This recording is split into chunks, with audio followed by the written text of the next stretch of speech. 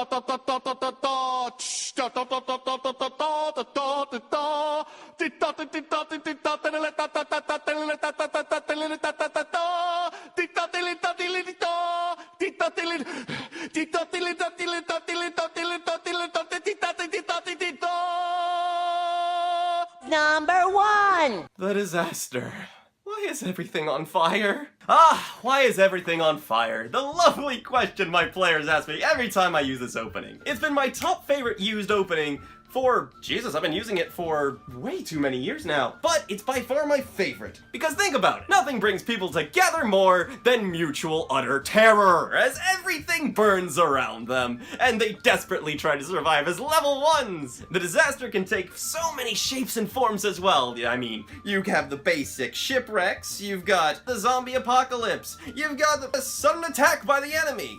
You've maybe even got a war, or perhaps a necromantic ritual. A mad king suddenly burning his entire city to the ground. Orcs, goblins, skaven, or, you know, a dragon just burning everything to the ground. Or Nazi pirate aliens. An earthquake, a tsunami, a magical storm. Or, you know, just a bunch of emo space elves from hell. I'm looking at you, dark elves. For once I'm not looking at the tieflings. Or it could possibly be an evil tiefling uprising, where all of a sudden, they show their true colors. Yes, I am pointing fingers at all of my tiefling players. I know what you're thinking. There are so many options to play with, and it can lead to so many wonderful situations. The players can literally start anywhere as long as in the same general area. As the disaster begins, they will all be scrambling to try and survive, and eventually having to learn to have to work with one another. The players, or even the characters, might not know each other very well, but what choice do they have? They're in a horrible situation, and it's always safety in numbers. The more skills you have, the more people you have, the better you're off. As for the attention side of any DM's problem, I can guarantee you, your players will not be checking their social media feeds as this is happening. Every time they look down from the table, that's one more roll you can do for a random encounter. One more time that the enemy can see them. Because in these situations, the player is in constant danger, at least for the first few adventures, depending on how long you want that disaster to last. Perhaps it's the first, second, third, or even 5 sessions of just trying to survive a horrible situation. And when the dust finally settles, the players escape the island or get away from the attack or manage to wave out the storm. It leads to so many interesting plot hooks. Why did this happen? Maybe we're connected to this. Maybe this is happening in other places. Why is it happening?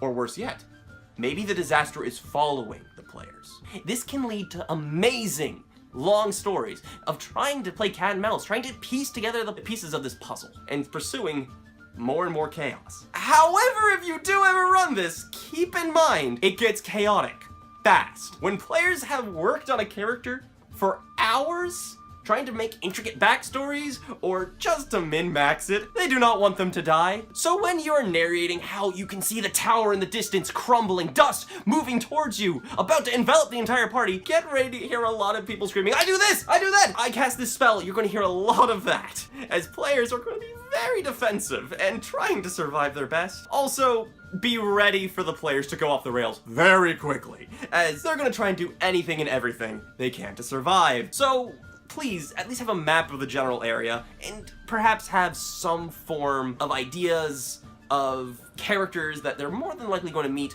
or secret locations, like the sewer networks, or tunnels that would be underneath the city or town. So, there you go, the top 4, or really the only 4 ways you can start your campaign. You DMs are now equipped with the new tools on how to start your campaign and keep those players interested, so go forth, make your NPCs, get your PCs, try not to murder them too hard, make a world, expect it to burn down. You've got the tools, you've got the power. My name is Michael, this is my channel, The Natural One, and I hope to see you in the next video.